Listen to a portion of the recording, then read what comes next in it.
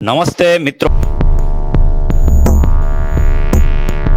లోక్సభలో కీలకమైన immigration and foreigners 2025 బిల్కు ఆమోదం లభించింది.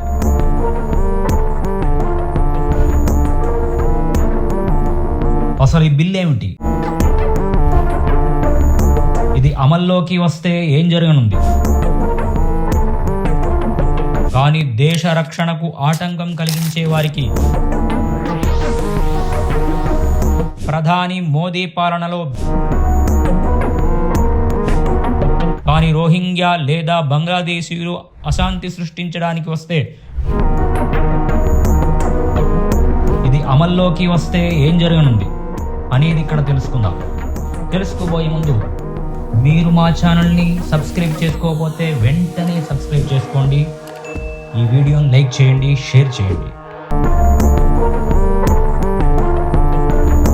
ఇమ్మిగ్రేషన్ అండ్ ఫారినర్స్ 2025 బిల్లుకు లోక్సభ ఆమోదం పొందింది. కేంద్ర హోంమంత్రి అమిత్ షా ఈ బిల్లు గురించి మాట్లాడుతూ దేశ రక్షణను దెబ్బతీసేలా, జాతీయ భద్రతకు భంగం కలిగించేలా వ్యవహరించే వారికి దేశంలోకి అడుగు పెట్టనివ్వబోమని ఆయన స్పష్టం చేయడం జరిగింది. ఎవరు పడితే వారు ఎప్పుడు పడితే అప్పుడు రావడానికి దేశం ఏమీ ధర్మశాల కాదని అమిత్ షా అనడం జరిగింది.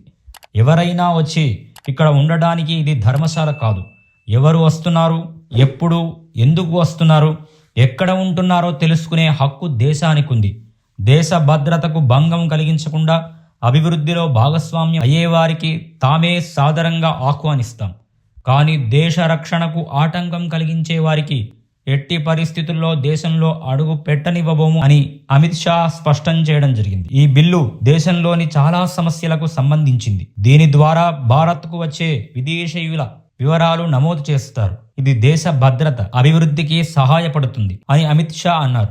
దేశ ఆర్థిక వ్యవస్థ, ఉత్పత్తి, వ్యాపారం, విద్యా వ్యవస్థను బలోపేతం చేయడానికి 2047 నాటికి భారత్ను ప్రపంచంలోనే అగ్రగామిగా నిలపడానికి ఈ బిల్లు చాలా ముఖ్యమని కేంద్ర హోంమంత్రి అమిత్ షా అన్నారు.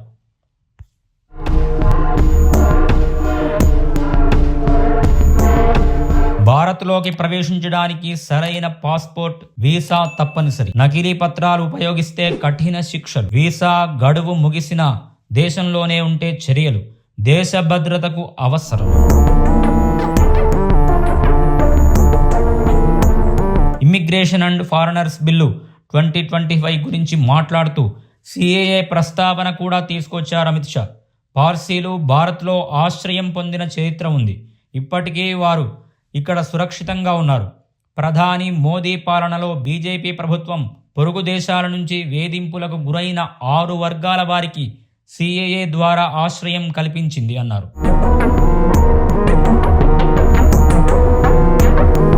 గత 10 ఏళ్లలో భారత ఆర్థిక వ్యవస్థ 11వ స్థానం నుంచి 5వ స్థానానికి ఎగబాకింది.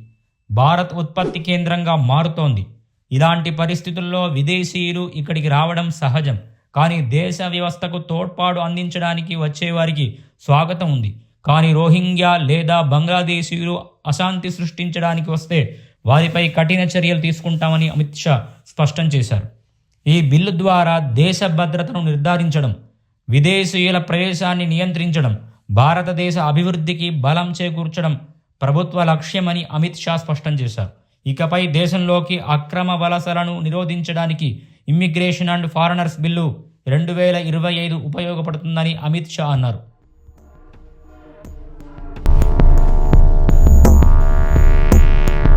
లోక్సభలో కీలకమైన ఇమ్మిగ్రేషన్ అండ్ ఫారినర్స్ 2025 బిల్కు ఆమోదం లభించింది.